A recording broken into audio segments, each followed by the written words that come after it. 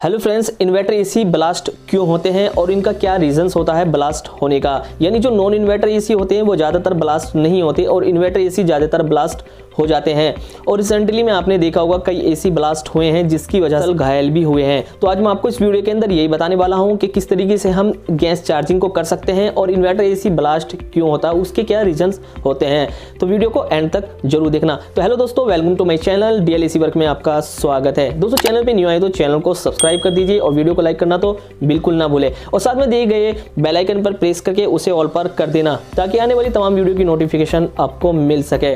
तो चलिए दोस्तों, पहला टॉपिक स्टार्ट करते हैं। तो ज़्यादातर आपने यही सुना होगा कि जो इन्वर्टर एसी होते हैं, इन्वर्टर एसी की जो एलन की वॉल होती है, अगर हम एलन की वॉल को ऑफ कर देते हैं तो वहाँ ज़्यादा चांसेस होते हैं इन्वर्टर एसी के ब्लास्ट होने के। तो यहाँ आप देख सकते हैं कि इसमें ज़्यादा चांसेस नहीं होते, यानी 90% चांसेस नहीं होते ब्लास्ट होने के, क्योंकि इन्वर्टर एसी के अगर हम वॉल को ऑफ कर देते हैं तो वॉल को ऑफ करने के बाद होता ये है कि अगर उसके अंदर हमने R410 एक गैस चार्जिंग की है तो गैस चार्जिंग करने के बाद हम एसी को ऑन कर देते हैं और उसके दोनों वॉल को हमने ऑफ कर रखा है। तो वहाँ ये होता है कि वो जो कंप्रेसर होता है, कंप्रेसर का जो एक हिस्सा होता है जहाँ से वो गैस को जो है पुश करता है, यानी गैस को जहाँ से वो ज़्यादा प्रेशर के साथ भेजता है तो वो डिस्चार्ज की तरफ गैस जाती है और जो सेक्शन का पाइप होता है वहाँ जो प्रेशर बिल्कुल लो हो जाता है और डिस्चार्ज की तरफ प्रेशर बहुत हाई हो जाता है। तो इस वजह से ये हो सकता है कि वहाँ जो डिस्चार्ज का जो पाइप होता है, जो वाल पाइप होता है, तो जो वहाँ से फट सकता है। क्योंकि एक्चुअली होता ये है कि जो कंप्रेसर है, कंप्रेसर की जो बॉडी है वो बहुत हाई मटेरियल की बनी होती है और जो उसका वाल पाइप होता है, यानी जो कंप्रेसर से जो कॉपर के पाइप निकले होते हैं वो हल्के होते हैं बनिस्बत कंप्रेसर की बॉडी के। तो वहाँ चांसेस ये होते हैं कि कैपिलरी ट्यूब जो है वो फट जाती है, या फिर आपने कोई ऑलरेडी वहाँ वेल्डिंग किया हुआ है तो वो वेल्डिंग वहाँ से फट जाता है। यानी 90% चांस होते हैं कि कंप्रेसर ब्लास्ट नहीं होता। तो फिर इन्वर्टर एसी ब्लास्ट होने का रीज़न क्या है? तो मैंने ज़्यादातर ये देखा है कि जब कोई भी टेक्नीशियन इन्वर्टर एसी में गैस चार्जिंग करता है तो उसमें R410 गैस होती है।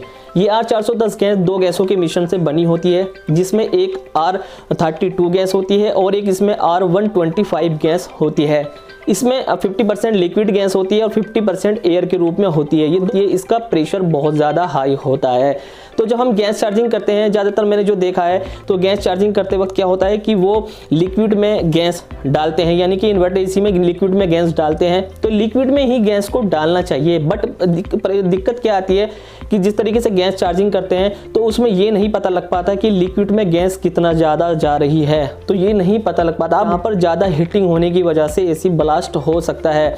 तो आपको मैं एक बेस्ट तरीका बता रहा हूँ कि अगर आप इन्वर्टर एसी में गैस चार्जिंग कर रहे हैं और उसमें R410 एक गैस है तो उसका एक बेस्ट तरीका ये है कि पहले आप आउटडोर यूनिट को अच्छी तरीके से देख लें कि वो कौन सी कंपनी का है और उसमें कौन सी गैस है। अगर आपको ये पक्का कंफर्म हो जाए कि उसके अंदर R410 एक गैस है, या अगर वहाँ ना मिले तो आप कंप्रेसर के ऊपर भी देख सकते हैं। आप आउटडोर यूनिट को खोलने के बाद कंप्रेसर के ऊपर लिखा होता है कि इसके अंदर कौन सी गैस को आपको रिफिल करना है, कौन सी गैस इसमें आप चार्ज कर सकते हैं। तो अगर वहाँ R410 गैस आपको देखने को मिलती है तो R410 गैस का वहाँ पर वेट लिखा होता है कि इसके अंदर आप कितनी वेट के हिसाब से गैस डाल सकते हैं। तो सबसे बेस्ट तरीका यही है कि आप जो उसमें गैस चार्जिंग कर रहे हैं, यानी R410 जो गैस चार्जिंग आपको करनी है, तो सबसे पहले ये है कि आप उसका वेट कर लें, यानी जितनी भी गैस उसमें डलनी है उसका आप वेट कर लें और वेट करने के बाद उतनी ही गैस उसमें चार्ज करें। तो यहाँ बिल्कुल भी चांस नहीं होते कंप्रेसर के ब्लास्ट होने के। और एक रीज़न मैं आपको ये बताने वाला हूँ कि ज़्यादातर ऐसा होता है जो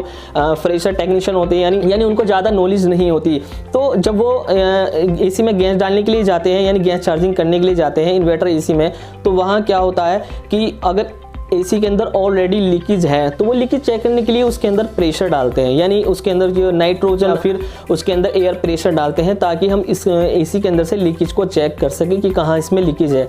तो लीकेज तो हम चेक कर लेते हैं, लेकिन जो फ्रेशर बंदे होते हैं कहीं ऐसा भी हो जाता है, कोई ऐसी गलती हो जाती है, मिस्टेक हो जाती है जिस कंडीशन में अगर जिस कस्टमर के हम यहाँ गए हैं या फिर वो कंडीशन में अगर एसी को ऑन कर देता है तो एसी फट भी सकता है, यानी एसी ब्लास्ट हो सकता है अगर उसके अंदर नाइट्रोजन है। तो इस चीज़ का आपको जो है ध्यान रखना है कि अगर आउटडोर यूनिट के अंदर हमने प्रेशर डाल रखा है, यानी उसमें एयर हो या फिर उसके अंदर हमने नाइट्रोजन डाल रखी है, तो इस कंडीशन में एसी को बिल्कुल भी ऑन ना करें।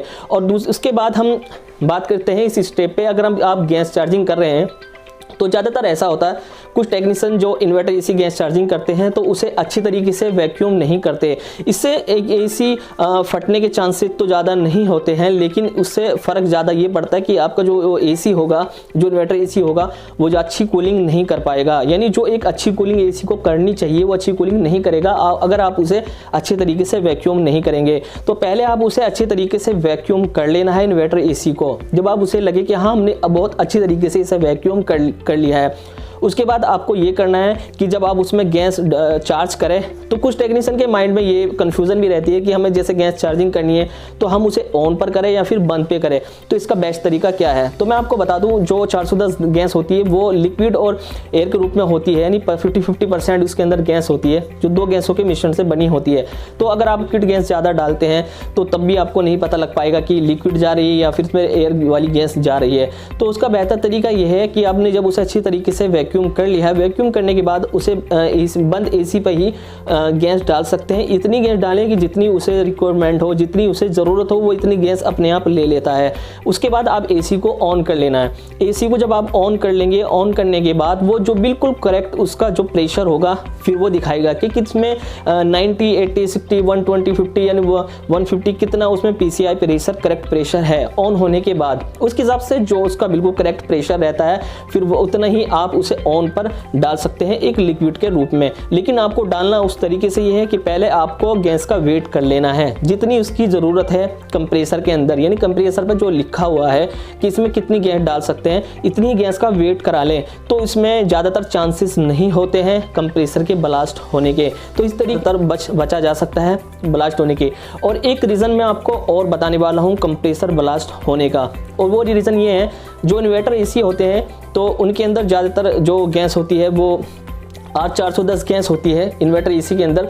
लेकिन ऐसा है कि जब हम उसके कनेक्शन करते हैं, यानी आउटडोर यूनिट के अंदर जब हम कनेक्शन करते हैं, जो इंडोर यूनिट का वायर आता है वो कनेक्शन हम करते हैं, तो उसमें हम ये गलती भी कर देते हैं। कभी कभी ऐसा हो जाता है कि कुछ टेक्नीशियन ये गलती कर देते हैं कि जैसे हम वायर के कनेक्शन करते हैं तो कनेक्शन करते वक्त वहाँ वायर को थोड़ा लूज भी छोड़ देते हैं, यानी गलती से वायर लूज हो जाता है जो हम स्क्रू को अच्छी तरीके से टाइट नहीं करते।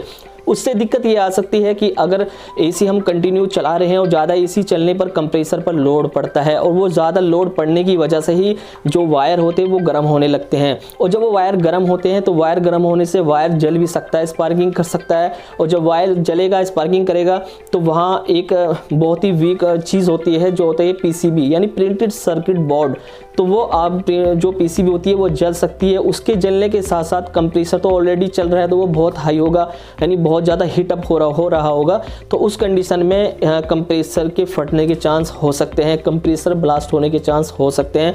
तो आपको चाहिए कि अगर आप कनेक्शन कर रहे हैं तो बहुत अच्छी तरीके से कनेक्शन को करें, यानी कोई भी वायर लूज ना रहे। तो इस तरीके से आप कनेक्शन कर सकते हैं और इस तरीके से एक इन्वर्टर एसी में गैस चार्जिंग करना है और इस तरीके से आप बच सकते हैं। तो आई होप दोस्तों ये वीडियो आपको अच्छी लगी होगी, वीडियो आपको पसंद आई होगी। इस वीडियो में आपको कुछ न कुछ सीखने के लिए जरूर मिला होगा। ये वीडियो आपको जरा सी भी अच्छी लगी है तो वीडियो को लाइक कर दीजिए, और चैनल पर अगर आप हमारे न्यू मेहमान हैं तो चैनल को सब्सक्राइब करना तो बिल्कुल ना भूलें। और मिलते हैं किसी नेक्स्ट वीडियो में। Thank you so much.